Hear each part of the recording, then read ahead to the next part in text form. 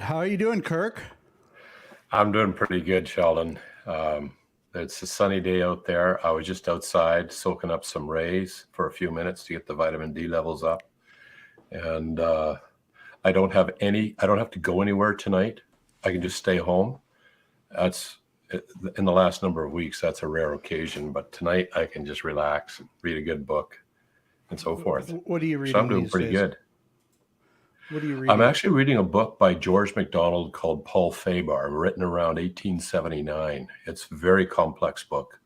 It's a fiction, but he uses his fiction to address a wide variety of things. And his character development is outstanding. As far as character development goes, what I mean by that is he's not only amazing at developing character, but he adds another dimension to character in that often some of his main characters will change and mature and grow throughout the novel. So they start off one way, and by the end of the novel, they are a different way through experiences and situations they have faced. It takes an amazing literary genius to be able to build that secondary depth into a character. Very Plus, cool. it's on philosophy, theology, science. This one is remarkable because Paul Faber's an atheist surgeon in 1879. Very cool. Before I forget, thank you, Silas Wong, for that new intro music and outro music later. Good to have a guy on the team that's talented. Check out his Instagram. Go to silaswong.com, and you can see he does a daily posting of just cool sounds attached to some just random video that he takes. And yeah, very, very cool stuff. All right, so I know there will be people watching this later. So, and I know Ching's been in tons of clips of these live streams, taking them down to a few minutes in length, and those are getting a lot of traffic. So, if you're watching those, or if you're watching this later, go ahead and hit that like, subscribe, and hit the bell so you know when we're coming back on. And don't forget to leave a comment or message in the chat if you're watching to engage with us. We'd love to hear from you. And today we're talking about deception. Now you're preaching on this at church right now. And when we think deception, we're not talking my dad's on Facebook and now he believes that that this thing over here is happening, which is obviously not. So Yeah. what are we actually talking about, though? It's not that. Yeah. Well, first of all, I don't consider myself a preacher. I see myself as more as a teacher. I'm not very good at preaching, so to speak. And I led two seminars or two talks. I gave two talks at our church on deception. But the reason that I did that, and the reason that I thought, let's talk about this today, is because I have been up to my neck in dealing with the problem of deception in various people that I interact with. And it's, in fact, by the end of this live stream, I think I hope to show that all of us are up to our neck in this, and we are all constantly, we're not on a level playing field. We don't live in a level playing field where the winds of deception seldom blow. No, they are constant, and they are constantly, every day, systematically blowing us off course in many different directions. And so that's part of the challenge. So that's why I thought we need to talk about this, and it might even go into 2 episodes. I don't know if we can cover everything today, but so that's how I got into it, Sheldon. It's just there, especially within the area of Christianity too. Like there's the area that you mentioned, which is what's with all these conspiracy theories and why do people believe these things? And that is an interesting rabbit hole to go down as well, because one of the things conspiracy theories do, especially if they're on a particular topic, is that they create a decoy so that the truth, which might be in that topic and which also might not be the official story that's being promoted, anybody who starts to point out that will just be labeled as a conspiracy theorist. And so effectively, you can immunize a population against the truth by throwing a bunch of conspiracy theories out there that are obviously ridiculous, maybe not so obviously ridiculous, but you kind of shroud the truth, surround it with conspiracy theories, so that no thinking person, as long as they don't think too deeply about this, will actually even consider any naysayers or dissenters saying, wait a sec, what about this over here? Because immediately they're labeled as conspiracy theorists. But this is not quite what I've been looking at right now. I was really into that. There was a huge problem in COVID because there was conspiracy theories like you're in a hailstorm. But here the problem is, more recently, I'm dealing with Christians who are just taking a total left turn into what I might label as culture-led Christianity as opposed to Christ-led Christianity, even to the point where they're promoting things that are flat out contradiction to what God describes in the Bible. And you might say, well, how could this possibly happen? Yet they think they occupy the theological and moral high ground. They're under that impression. So what's going on here? Who's being deceived? How can we tell when we're being deceived? What are the primary influences that lead us into deception? Because they're not just culture. They can be personal vice. We'll talk about that down the road. They can be close relationships. Close relationships probably are the most powerful way of influencing us, good or negative. When I say most powerful, I mean in the short term. They can make a huge change just in a matter of weeks in a person's attitude, whereas culture might take literally years to sway you around to their way of thinking, whereas personal relationships can do it within days or weeks. So, but I think we need to start off a little more simple, like just start off with some basics. Because, for example, what is the definition of a true belief? So I actually have found that when I ask that question, mostly amongst university students, they've never even thought of that. They never even thought of what is the definition of a true belief.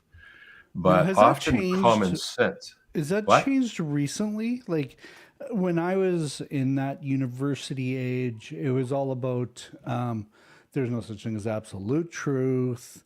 It's all relative. And now I'm seeing the culture going, well, everybody has their own absolute truth. Mm-hmm.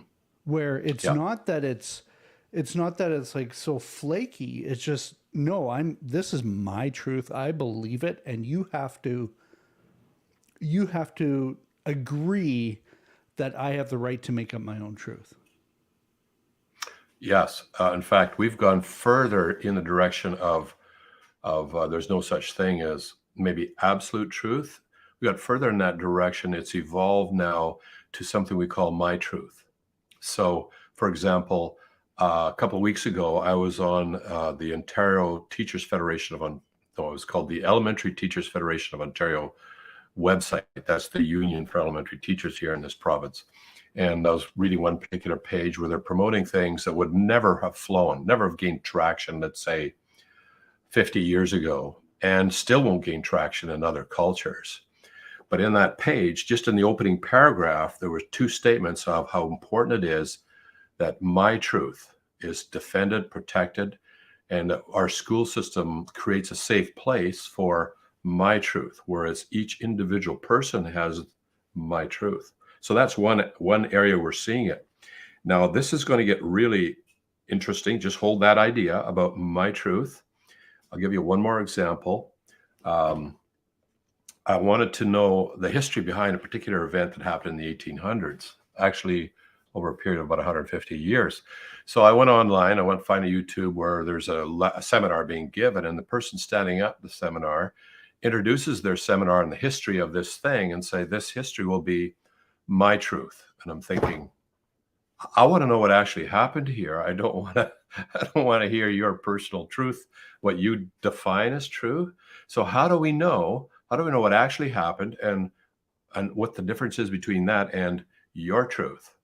And so this leads us to the definition of a true belief, which is defined in philosophy as a true belief, or a belief is true if and only if it corresponds to reality. So there's something out there, and we got to bring our beliefs into line with reality. But that's the opposite of what we're seeing happening today. But What I'm we're even seeing seeing happening like to people are saying, well, this is my reality. That's right. Reality has moved from something out there to something in your head, something that you feel, you believe, or you want.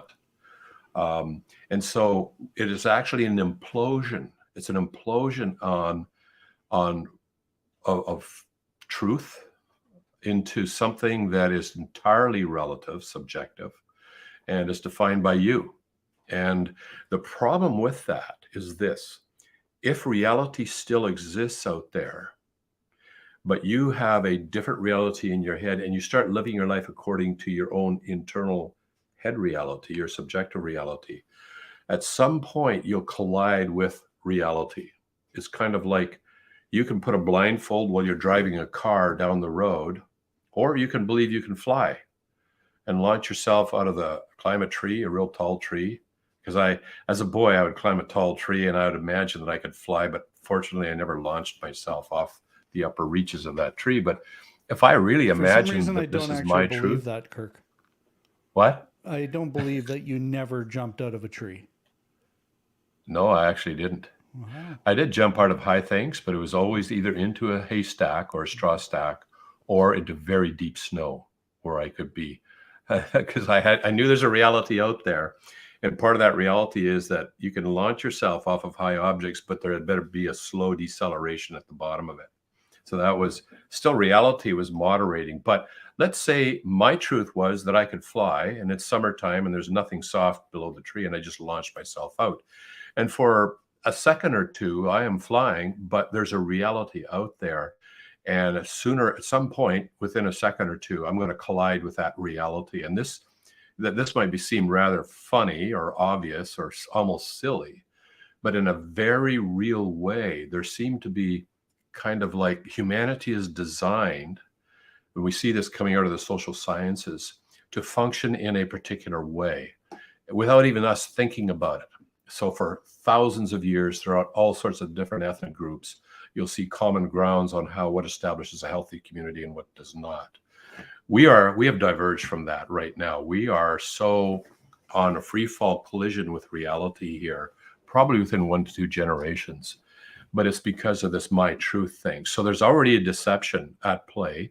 And the deception is that somehow I can define my own reality and then live according to that. And there's not going to be any consequences. Now, there is a vague notion, maybe there's going to be some consequence, maybe other people who disagree with me. So there's enormous effort right now, and it was observable on this Teachers Union website, to create a safe space where we don't question other people's realities.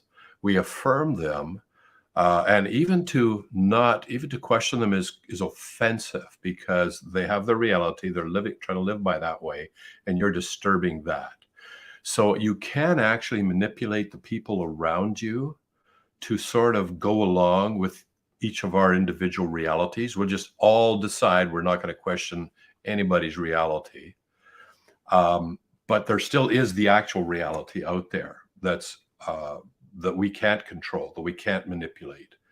And that's what we're going to collide with when we talk about what a true belief is versus my truth. So once again, and I'll pause here, and let you get a word in edgewise here, Sheldon. Once again, I'm defining a true belief as a belief is true if and only if it corresponds to reality. So I guess my question is, in light of reality in history, so what actually happened, not I hope this happened because it goes with my worldview, but in what's happened in terms of history, is this a cycle thing? Like, I remember reading in the Old Testament how people would do right what was in their own eyes, what they felt was right in their own eyes. And then they'd hit the consequence and reality, and there would be another judge. But is this a sign of something that occurs every number of generations in a certain society? Because I just think this this can't be the first time this is happening. Yeah, that's a good point, Sheldon. Like you were referring to the period of the judges in ancient Israel, where it said everybody did what was right in their own eyes. And I don't know if it happens with enough regularity to say this is a cycle, but it definitely happens. And every time it does in a society, it is always a time of great, um, a very low degree of functioning in that society. That is a time of disaster, social collapse. So in those cases there, they were being constantly, they in a space of just maybe a century, they had degraded into just almost a situation where they could no longer defend themselves against exterior nations. And there's just basically every person for themselves. It was a breakdown of society, of their social system, and it was a disaster. So we see that ongoing whenever that does happen, and we're actually diving straight into it now in our civilization, let's say Western culture. So, for example, I was talking to a business person here, and he was saying he's constantly trying to find people who can actually are employable, who actually will have a work ethic and be productive. And they're interviewing people. He has to fill certain things, but only about once every year or so will he find a person out of all the ones he interviews and out of all the one subset he employs, only one or two people that are actually employable, that are actually productive in his company. I was talking to another business person again last week, and who had a larger company, and he says that is their number one problem. So that's just a symptom of a society that's in rapid decline, where everything is my truth. And so he said they come into the job interviews. In the old days, I'm hoping to get a job. When I was young, I went through a number of interviews when I was a student, trying to get summer jobs or whatever. So I'm just presenting my best case, and hopefully they're going to hire me. Well, he says, no, nowadays, for his company, the majority of young people coming in for a job interview actually come in presenting their terms, when they're available, what they will do, and so forth. He says it's unbelievable. They're just completely unemployable. So the society does, Yeah, it that is would not be a me. little bit of a red flag for me as an employer. Just so this Oh, is it's how a we're huge red starting it flag. out. So the people with the most demands automatically get deleted right off the list of applicants right now. But even then, you may not have anybody actually interested in working for the company. It's all about them. Another businessman told me they never know various clothing stores in his town. He's part of the Chamber of Commerce, and there were several stores there that never know whether they're going to be open tomorrow or not. And it really depends if they have enough people showing up for work to whether they can open or not. And I said, well, if those people aren't showing up, if they're only showing up 1 or 2 days out of the 5, why don't you fire them? And he says, then we have nobody. We have nobody to work in our store. So we kind of got off track here, but what I'm just responding to what happens when people start creating their own reality in their heads. This reality that I don't really need to work. I can imagine a world where, somehow I make it, but this generation that's being raised like this is going to come crashing down by the time they're middle-aged. They're just simply won't. The boomers will all have died, passed on. There'll be nobody actually. I was talking to another guy. He works for a company that raises funds for charities, and he says 90% of all their donors now, for whatever charity it is, 90% are age 65 or older. There's very little charitable donations coming from the next generation. Whereas 40 years ago, I had to raise a lot of funds for a particular project. And I would say the average age at that point was between 30 and 50. 30 to 50-year-olds were the vast majority of donors. They've moved on, and there's nobody replacing them, nobody with this idea, because it's very self-focused. But we're really getting off track here as far as deception goes. Well, Mike wants us to get back on track here. So, yeah. Okay. What'd you say? So You can ask any question you want, Sheldon. I don't care if we get off track. All right. Well, Mike says excellent topic. So okay. So back to deception. So we're in this space where everybody has their own truth. And I know that the easiest thing to say is the school system, or this is what culture wants. But why? Why does culture want that? Yeah, well, I mean, there's a couple of different things involved here. Let me start with maybe science. Science is now thought to be the bastion of truth. It's what we look for if we really want truth, because they do experiments and such. But the reality is that I think it was 2012, Nature, which is probably the most prestigious science journal in the world, had an article that it was a kind of an expose. And it looked at a number of landmark papers in the area of cancer research and found that there was 89% of them. We're talking landmark papers here, not just some stuff on trivial side issues. Landmark papers, 89% could not be reproduced when they tried to reproduce the results in the lab. 89%. 4 years later, they ran another article. And that article, by the way, created a huge controversy in the field of science. And was that a one-off deal? I have about 20 or 25 articles now, all talking about this problem in experimental science. And 4 years later, Nature did another article, and they said, this is actually the norm. Like, by norm, the word norm means it's normal that peer-reviewed science papers in science journals can't be reproduced. And that doesn't mean they all can't. It's just more can't, the majority can't be reproduced, let's say over 50%. Now, it might be quite a bit more than that, although now there's a huge effort to try and solve this problem, so that problem may be slowly rectified. But here's what caused it. In that second article, around 2016, I think it was, it says it talked about perverse incentives. So human nature is actually, see, the problem is you got humans involved in science, experimental science, and human nature steps up to bringing humans in. Yeah, what could go wrong, eh? Human nature. We got humans involved. So what happens is they call perverse incentives as competition for funding, academic prestige, and the pressure to publish papers. Those three things. So in science, whenever you see a lot of funding going into a particular area, you'll have competition for that funding, and it'll be particularly bad as far as reproducibility in their science papers. So, but isn't the point of peer reviewing to get people to reproduce it? Yeah. Well, no, they don't reproduce it. Like I'm a scientist, and I've been sent papers by various journals to do as a reviewer. They want me to review these papers.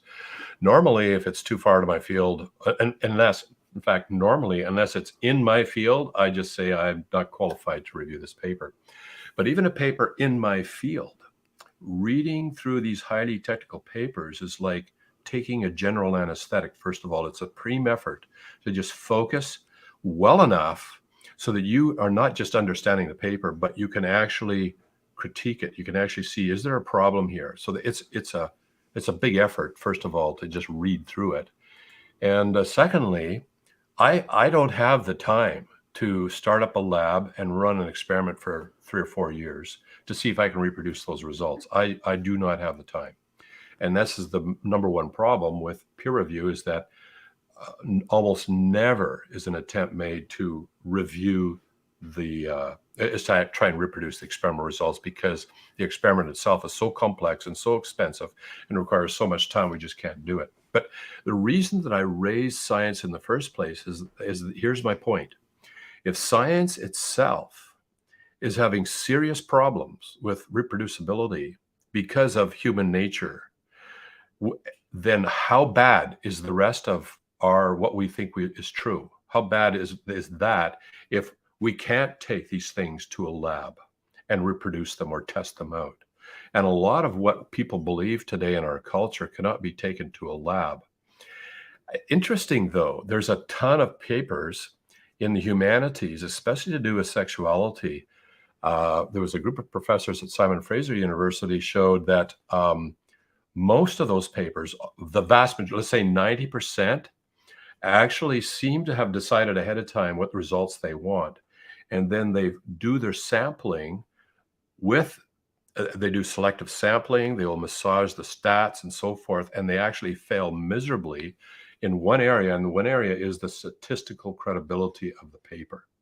So there's another case where we tend as humans, we tend to have a result. And another student in a university nearby said, a PhD student who's working in a cancer lab says, the professor tells us at the beginning of the experiment what results we are to have, and then we need to make it happen. And that lab was eventually shut down after several years. It was eventually shut down several years after the whistles started to be blown. So we have a huge problem in our society, and it extends us in Christianity. So, for example, somebody reads the Bible and they read such and such. Okay, well then, how do we take that to a lab and do the experiment? Like, what happens after death? Oh, send that down to lab number 42, just down the hall. They'll tell you. No. So we have an enormous opportunity here to get deceived on a regular basis all the time in most of the things, politics, in the media, in government, in science, in the things that we personally believe. Social media is like, it's completely out of control. Here's the funny thing. I use ChatGPT to provide a definition, which I'll read to you shortly. And I thought, well, okay, that's right about this, because I knew what the definition was, but I just didn't have the time to, put together one. So I just used ChatGPT and they came up there, problem solved. But then I got thinking, okay, but I wonder if ChatGPT is always objective. So I purposely picked some very controversial things where I had knowledge of what the science actually says in peer-reviewed papers, but yet what the government and the media says. And I found that in that case, ChatGPT went with what the media and the government said, and there was no mention whatsoever of all the peer-reviewed papers in science journals, high-ranking, reputable science journals, because they went against what the government and the media was promoting. So you can't just even ChatGPT can be deceiving unless you already have some capability of knowing whether you're having the wool pulled over your eyes or not. So that's what I want to get to. Like, how do you know if you are in a situation where deception is very possible? I want to actually bring one thing up. I was following that Alec Murdaugh trial. I don't know if you know I've just read a couple of news items on this last week. So, like, when I'm working on other stuff, I'll occasionally have those things in the background, and they had a expert come in who was a cell phone expert. Now, his cell phone expertise was downloading logs and then reading them. So his expertise was figuring out like how many steps, those kind of things. But after the defense was done with their case, the government has an opportunity, or the state has the opportunity to rebut the defense case. And they brought in this expert to explain how he did as an experiment. And so they came in and they said, okay, you're an expert with cell phones. Yes. And the defense is like, okay, well, we went through all this like 2 weeks ago. Yes, he's an expert with cell phones. But it wasn't about the logs. The question was, if you pick up the phone, does it always turn on? Like, does the screen always come on? Because this was a key part of the defense case. If he threw the phone out the window, it would show up in the logs. And he's like, well, if you pick it up violently, it doesn't always come on. And he's correct. But sometimes it does. So the defense is like, wait a sec, this guy's not an expert in this. They went through and said, do you have any scientific background? Do you know how this accelerometer works? And he's like, no. But because he was previously an expert, they let all the stuff in. But what he said was very interesting, because the defense is like, okay, so you did all these. He was basically in his office on the weekend, picking up the phone really fast, and then seeing how many times it came on. And they're like, did you video it? No. do you have any data? Like how many times you picked it up? What force was used? No. And the defense was unable to declare he wasn't an expert, even though there was no scientific basis for any of his experiments. There was no logs on those experiments. Somebody went to Yeah, jail well, for the. Now, he deserves to go to jail for a lot of things, but yeah, from what I like hear. somebody went to jail based on this person being an expert, but all Hmm. of their evidence was there was no way to say he did it wrong or right or anything Yeah, because he didn't actually have any information on it. So yeah, that's a it's problem. so easy to be deceived because somebody Oh is yeah, declares himself an expert and then yeah. they go into a topic that they're not actually an expert in. Hmm. Well, one of the problems there is the lack of data in the critical area of interest. So if you've done your experiments, but there was no video, no records, then that counts for very little. It should count for very little if there's no data, because one of the ways in science, one of the primary ways we can investigate a particular paper, even if maybe we don't have the resources to reproduce the experiment, is to actually examine the data very closely to see how comprehensive it is and so forth. Now, in this case, if you're cherry picking the data, that is, you can present a lot of data in this stuff over here, but on this key point over here, you have no data. You might have done your experiment, but you just didn't have the data.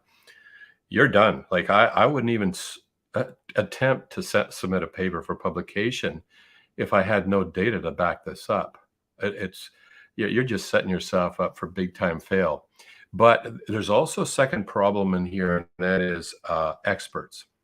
So, for example, in Christianity and theological discussions, somebody will say, okay, and you'll run into this anywhere. You will run it into court, in government all the time, in the media. So this expert will say this over here, and this expert will say the opposite over here. So people will say, who am I to believe? How can I possibly know who to believe when Well, the the one experts that backs up my themselves are worldview. If and I have a often that's the worldview, case. that's what I want to. I'll pick the expert that tells me what I want to Yeah. hear. It's called confirmation bias, where what confirms your worldview is what you're biased towards accepting, and that expert over there. Now, the problem is the expert over there you rejected may actually have the real story, and the expert that you've embraced over here may just be telling you what you want to hear. So that we have, personally, to me, I've been in the academic world long enough that when somebody says this expert over here says such and such, doesn't mean a hill of beans to me. I could care less. That the word expert carries zero credibility in my mind. It's what the expert's going to say, the kind of data that they got to back up what they're saying, the kind of logic that they're using. But and this gets me to a thing called sophistry. Sophistry. So we have sophistry rampant today. So let me use Chat GPT here. I'll give you its definition because it's bang on. It's right. But I just thought I'd save some time. So, let me back up here. The sophists were actually ancient Greek, you could call them philosophers, but what they were really known for, what they became famous for, is that they were experts in rhetoric. And rhetoric is the art of persuasion. It can be persuasion written or persuasion spoken. In those days, it was mostly spoken, but that's what rhetoric is. Rhetoric is actually a good thing if you can master it, as long as you use it properly and don't use it for manipulation. I don't have rhetoric. I've never taken a course, but I have a friend who has a PhD in rhetoric from the University of Waterloo. And I wish I had her command of the English language, and I don't. I feel like a bit of a rube in comparison. But so the sophists in ancient Greek were famous for being experts in rhetoric and persuading people about all sorts of different things.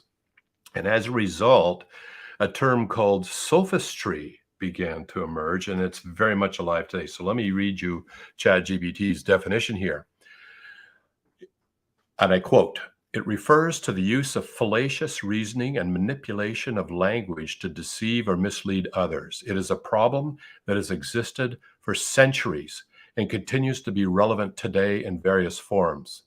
People may be misled into making decisions based on false or distorted information, leading to negative outcomes for individuals, community, and society as a whole.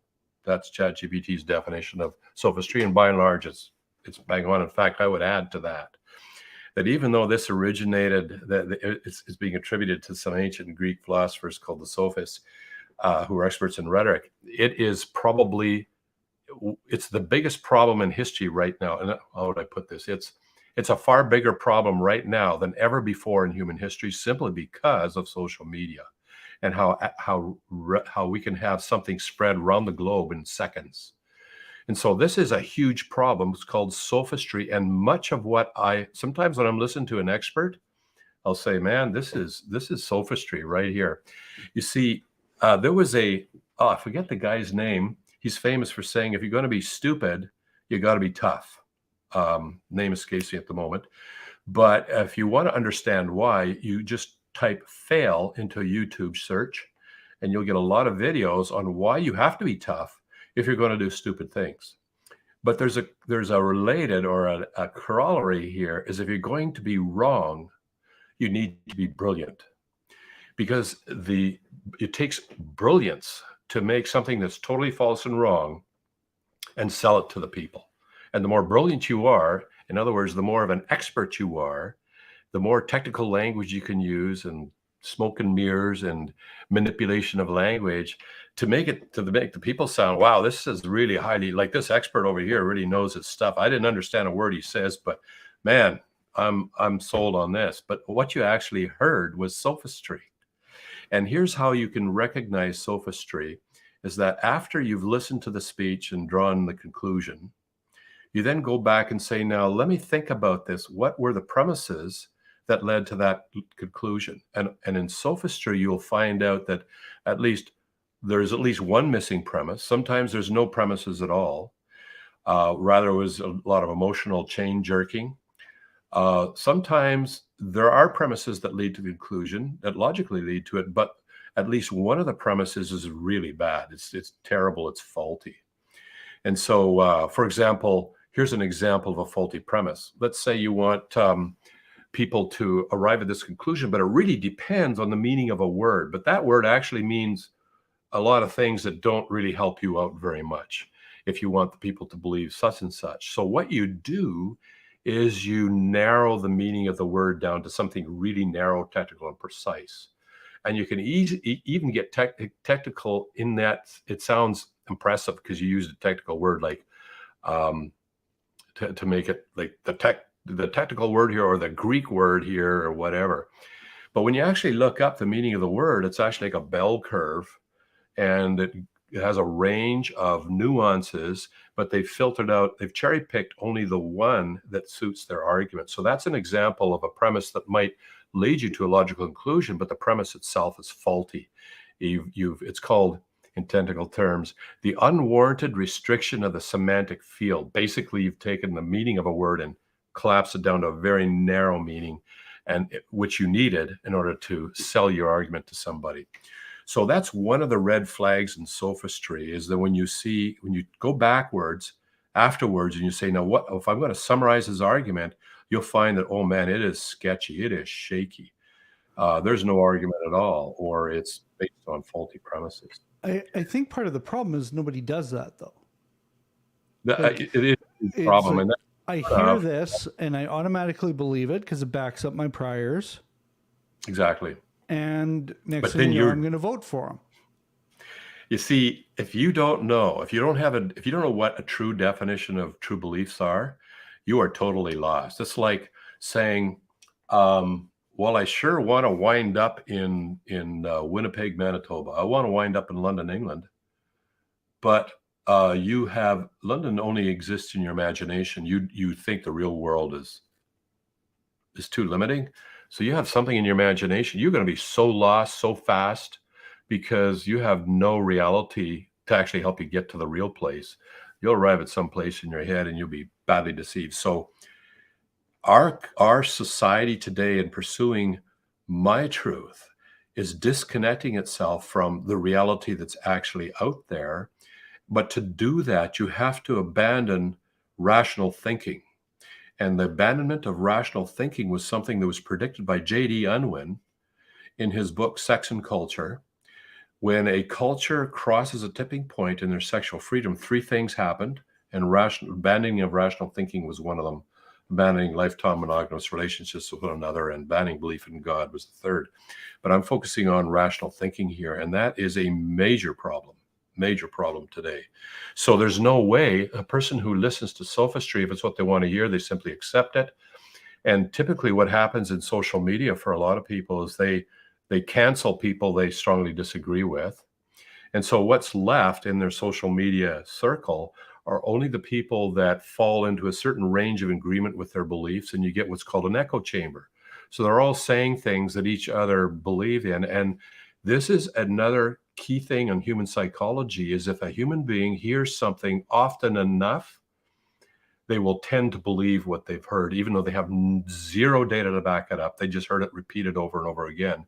And this was used during the communist era in the Soviet Union, for example, because I used to read every actual account I could get about prisons and people who had been in prison and been in indoctrination, is that simply things were repeated over and over. They were re-educated, so to speak, to the point where they just give up and they accept it. Mentally, they accept what they heard. But if it's something you already want to believe, then you're already predisposed to accept that. So you're lost. If you have this my truth idea, you are totally lost when it comes to recognizing sophistry. You are just going to be a victim. You're going to fall for it every time. And the only criteria you're going to use to reject a sophist argument is if you don't like its conclusion. But there's a lot of things in this world we don't like. Like when I go wilderness canoeing out there in the wilderness, there's certain things out there that will kill you. And I don't like the fact that they might kill me. But if I just ignore them, if I just pretend they don't exist, I've greatly increased my chance of becoming a victim at the hands of whatever it is out there in the wilderness that can kill me. And it's the same here in real life on a day-to-day interaction, is that when you embrace my truth, you then detach yourself from reality out there, and you have just signed yourself up to be a victim of sophistry every time it confirms what you want to believe. But even worse, you've signed yourself up to an eventual collision with reality down the road somewhere, where your particular internal subjective truth, my truth, will collide with reality, and then suddenly you got a problem. And it may be a problem, but by then is life-changing, serious problem. So that's what I say about sophistry. But there's another way to recognize sophistry. But let me pause here. Well, I was just going to say, we've got about 15 minutes left.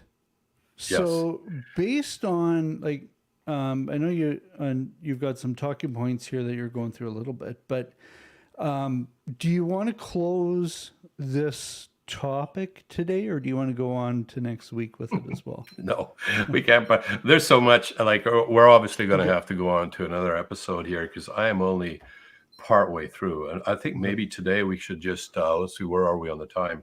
We should finish off the sophistry problem, and then maybe what applications we can do in our own life to maybe sort of help protect ourselves from sophistry. Then is, when you're talking sophistry, I'm thinking of people like politicians. I'm thinking about used car salesmen, maybe lawyers, scientific experts, the talking heads on TV, discussing the latest cultural things. A lot of entertainers, celebrities are usually, like, I remember Scott Adams, who's now canceled. I don't even know what he said, but he's canceled. But when Trump was coming up in 2015, Scott Adams predicted he would win because he was an expert in persuasion. That's what Trump was. Didn't really back up what he was saying. He didn't have to, because he was an expert in persuasion. And so you get people, and I'd even say there's a lot of, whether it's a cult leader or even a pastor who wants to get a certain worldview through the congregation, will use sophistry. They'll pick verses out that don't even mean what they mean, but through sleight of hand, That's sophistry. It's You mentioned a lot of examples of sophistry, and I would add theologians to that. Not all theologians, but within the set of theologians, you will have a particular spectrum. Somewhere on the spectrum, you'll have theologians that often engage in sophistry, and it can be for things that are true and right. They just are going about it in totally the wrong way, or it could be something that's blatantly false, and you're using sophistry to slip these by. So how do you know if you're listening to sophistry while it's unfolding? And one of the things we use in philosophy is called the principle of parsimony. And principle of parsimony is more popularly known as Occam's razor. So if you have two explanations and they both seem to fully explain what you're looking at, the explanation that's the simplest one that fully explains what you're looking at is more likely to be true than some lengthy, complicated explanation that leads you to maybe a different conclusion or even to account for what you're observing here. So in other words, if you hear somebody that this explanation requires an enormous amount of work, this explanation just arises face value directly from the data, chances are the explanation that rises just directly from the data without having to do any fancy technical gymnastics here, chances are that one's true. And people have what I don't call it the average. I mean, I've heard of lots of terms out there. It's called a baloney detector.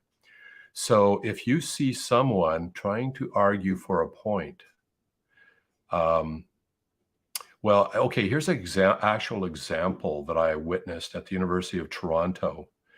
And it was a huge symposium at the University of Toronto, and it was called Christianity and Homosexuality. And they had five clergy on the stage who were each going to have like 10 minutes, I think, to present their case. And there were hundreds of people in the auditorium, and all five got up one after another to present their case. I was just a member of the audience. And by the time it was over, I had listened to so much sophistry, I had no idea what I like to do is ask a question. If there's a weak point in someone's argument, I'd like to ask a question to focus on that Achilles heel in their argument. There was not just a weak point in someone's argument here. It was such a travesty of searching for truth that I had no idea where to even. I just sat there. So they opened it up for Q&A, and I was just lost. How can I possibly ask? I only got one question. How can I possibly ask one question in 60 seconds or less that will dismantle this massive pile of sophistry we've just listened to for the past hour? Well, at that point, a person stood up, the very first person to stand up in Q&A, and he identified himself as an atheist. He spoke with a heavy, I think, Slavic accent. I'm not sure whether he was from Ukraine, Russia, somewhere, with that kind of an accent. And he says, I'm an atheist, right off the bat. He says, I'm an atheist. And you Christians have a problem with your Bible. If you have to work, and he just sat there for an hour listening to it, if you have to work so hard to try and make the Bible mean the opposite of what it actually says, why don't you just throw it away? And then he sat down. And it was like a whiplash in the entire room. You could have heard a pin drop. And the moderator turned to the clergy on the stage, the assembled clergy of about, I think it was at least 4, probably 5, and waited for their response. And they sat there absolutely silent. They had nobody could think of an appropriate response. And the moderator waited in utter silence until it got very awkward. And the clergy just kept looking around, dumbfounded. And then the moderator said, interesting. Next question. So my point here is that with zero training on sophistry, I assume that this student here had not been trained in sophistry and how to recognize it, but a baloney detector was going off. And this is one way to detect sophistry, is if this built-in baloney detector, somebody's talking an awful lot to try and get across this point when in fact there's another perfectly obvious one here, then chances are you're listening to sophistry. And this is the principle of parsimony, where if it takes an entire book to argue for a different understanding of what the Bible says, as opposed to the direct one, which millions of people throughout history from all sorts of different ethnic groups all agree on directly, these verses say such and such. But then somebody comes along and it takes an entire book and years of work to argue, well, no, it doesn't actually mean that. It actually means something the opposite. Chances are that that position took an enormous amount of work is not true. The one that arises directly from the data is true. That's the principle of parsimony, or Occam's razor when it comes time to recognizing sophistry. So biblically, Solomon was known as wise because he asked for wisdom from God, and God said he'd give it. Now, of course, he wasn't always wise. He made some mistakes. But is part of the problem that we just don't have, because knowledge is one thing, wisdom is another thing. And I don't know how you would define those, but I say wisdom is the ability to take the knowledge and actually make it useful. Yeah, that's pretty good. What are we just stupider than before? Well, okay. That's kind of getting into something that I'll probably will cover next week, and that is what influences us. Are we actually stupider than before? In one sense, yes, but it's not that we don't have the mental capacity here. It's the problem of, well, let's take one example: a vice, a personal vice, or sin, or a wrong attitude towards something. It's a priori commitment to something that we want to believe. It's wrong, but we want it. And that will actually, Jesus often used the term blind, but he wasn't talking about physical blindness here. He was talking about a person's ability to accurately perceive spiritual truth. And it had nothing to do with intelligence and everything to do with a willful wanting of some vice. In the Pharisees' case, the one that's most clearly mentioned is power. Pharisees were very much afraid that the Romans would take away their power. And that was the number one stated reason why they saw Jesus as a major threat. But also he exposed their hypocrisy because they liked money. There were lots of sketchy deals going on and confiscating of widows' properties, for example, because they wanted the money. So they have this vice. Not all Pharisees, mind you, but majority at that time, because there were some Pharisees became followers of Jesus. Well, Pharisees Pharisees went from being a good thing to a really negative word. Yeah, it is kind of a negative word, but it's. If somebody calls you a Pharisee, they're not saying, "Oh, you're a really good biblical scholar." Yeah.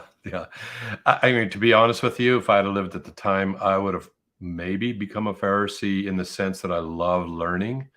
But I would very much hope that I wouldn't become corrupted by money or the thirst for power and wealth. I would hope that would be the case.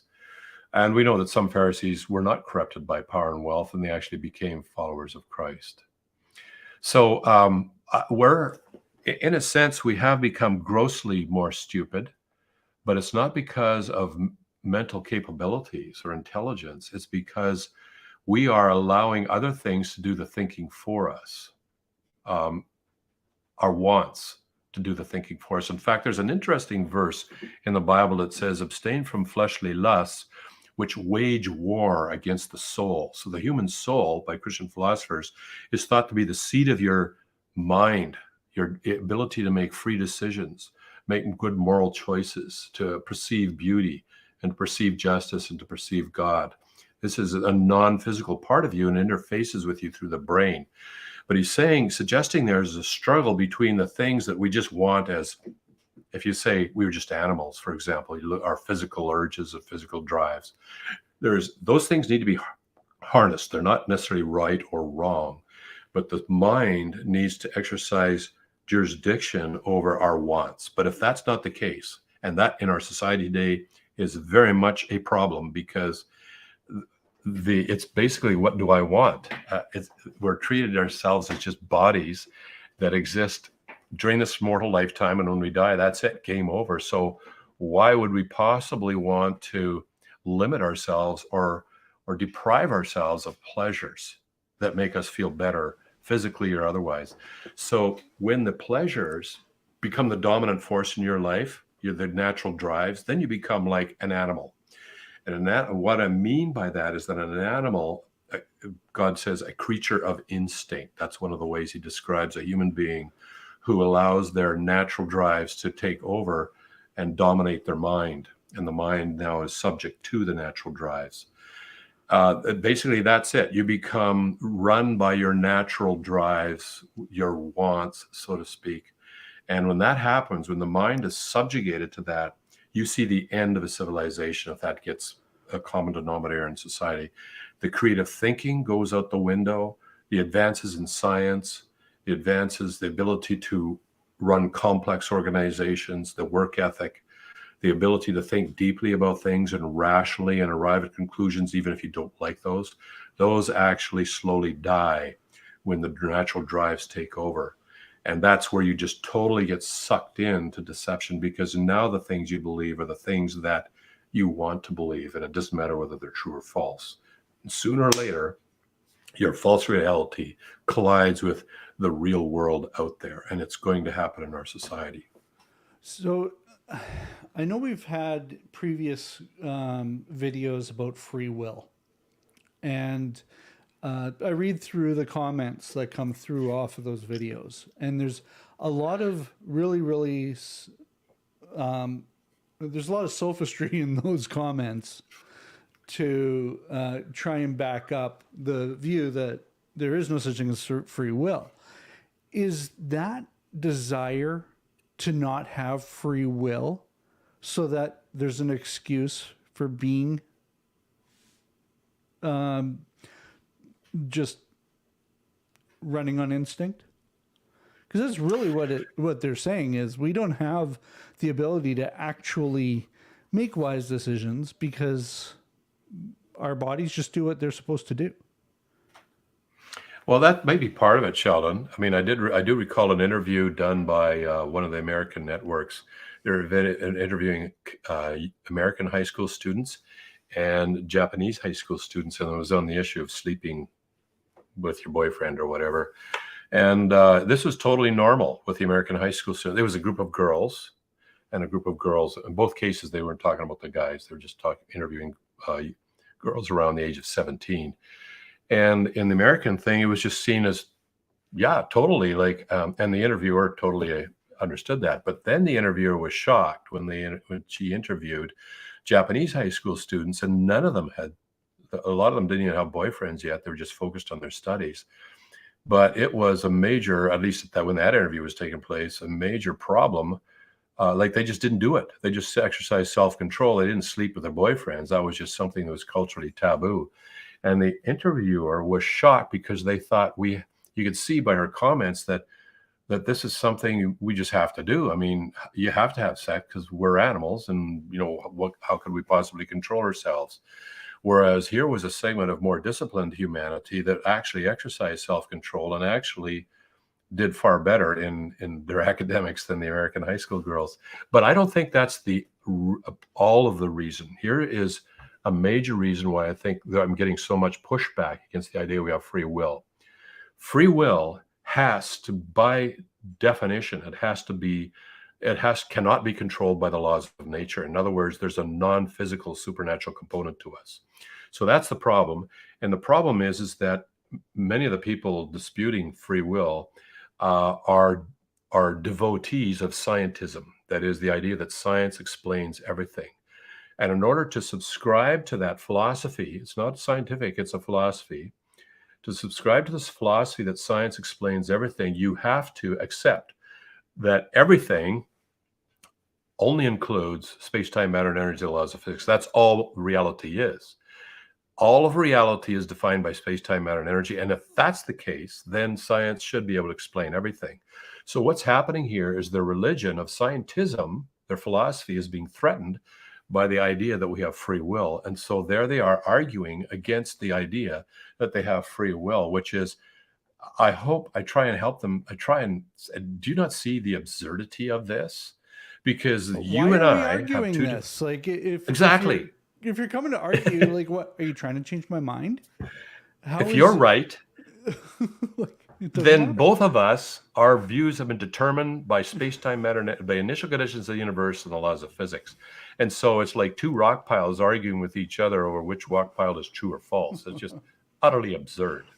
And I try and help them see that you can't even engage in this argument. You can't even have a meaningful argument if we don't have free will. But yet there's a deception there. The deception is they want so badly to have everything explained by science because it gives them a certain amount of security here. And the security is that there's no ultimate God or accountability in life for all my moral decisions. I am free to do whatever I want.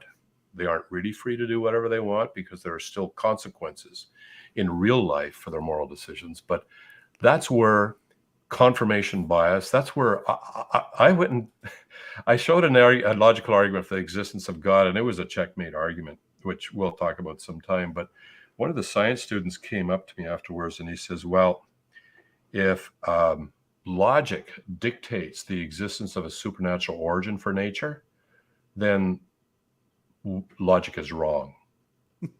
I mean, he used logic. He used a conditional statement in his thing, and they had a logical conclusion to it. And wow, like if you're going to toss logic out, you toss science. You even toss the ability to have conversations with people, and you just make assertions. But sadly, that's where we are right now. In our society, we're becoming a society of assertions. This is my truth, and no one else has the right to challenge my truth. But sooner or later, the reality out there, there's going to be a collision between my truth and what is actually out there. And I think that's why the desire to cancel those that are in opposition to that idea is so strong. Because if you can't argue, yell louder. Yeah, you don't want to hear something that's not conform to their truth. But in reality, I find that dissenters or people that disagree with me are very valuable input. In fact, most of the arguments that I provide on my website or whatever are arguments that have been born in the environment of hostile peer review. By speaking on university campuses for years, hearing the objections firsthand and trying to come up with a response to that. They will recognize baloney. Everybody has a baloney detector. I can't get away with sophistry when I stand up in real life because there's always a Q&A afterwards. So, yeah, it's going to be a problem because they don't want to. The canceling is a huge problem because it's actually a safeguard to keep us from going way off track. But when you cancel people who disagree with you, you have thrown away that safeguard. And now you are really at the mercy and signing yourself up for an even bigger collision with reality down the road. Well, speaking of realities and collisions, we're colliding against our time limit here. I have some other work to do. And so, Kirk, thanks for your time. We will talk again next week. Or do we have a guest next week? I don't have a guest lined up for next week, Sheldon, so we can pick up this conversation on deception. And perhaps some of the people who've been able to listen to this over the week and start posting comments, and we can actually bring those next week as well onto the end of the discussion. Sounds good. All right. We'll see you guys next week. Here's some Silas Wong music to close us off.